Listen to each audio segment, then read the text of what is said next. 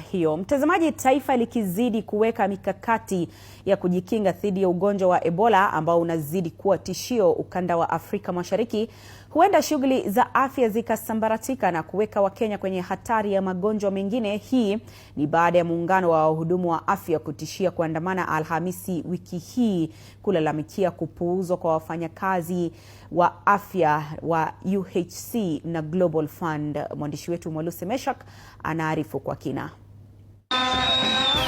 Huenda huduma za afya kote nchini zikalemazwa kufuatia kutangazwa kwa maandamano ya wahudumu wa afya siku ya Alhamisi juma hili. Muungano wa wahudumu wa afya nchini leo Jumatatu ukiwa hapa jijini Nairobi umeonyesha ghadhabu kwa kutoridhishwa na jinsi serikali inavyoshughulikia suala la afya nchini kwa wafanyakazi wa UHC na Global Fund. From Thursday this week, we will begin demonstration at Parliament House.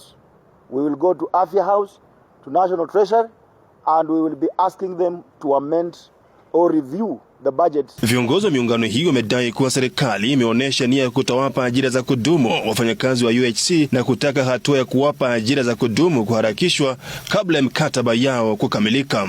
Kwa mujibu wa muungano huu wa wahudumu wa afya, wafanyakazi wa Global Fund hawajalipwa mishahara yao kwa kipindi cha zaidi ya miezi 20 na kutaka malipo yao yaangaziwe upesi kwenye bajeti. The National Assembly and the Senate must sit and reconsider and allocate this money through the Division of Revenue Act. Cabinet Secretary for Health need to answer us. How long does it take to resolve a matter of 112 workers? Kwenye bajeti iliyosomwa na waziri wa fedha John Mbadi, Global Fund imetengewa kima cha shilingi bilioni 18.5 kusaidia kupambana na ukimwi, kifua kikuu na ugonjwa wa malaria.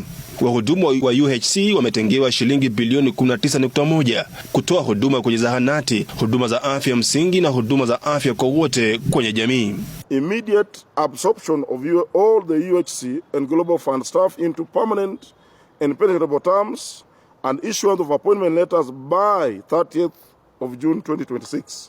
Iwapo basi matakwa haya hayatasikilizwa, huenda huduma za afya zikaathirika nchini, kwani wahudumu hawa wa afya wameapa kuelekea barabarani kushinikiza serikali. Macho yote sasa yanamulika serikali kuu kuona iwapo matakwa haya yatashughulikiwa au la. Sasa muungano huu wa wahudumu wa afya nchini umetishia kuandaa maandamano siku ya Alhamisi kushinikiza serikali kuajiri wafanyakazi wote wa UHC na Global Fund nchini.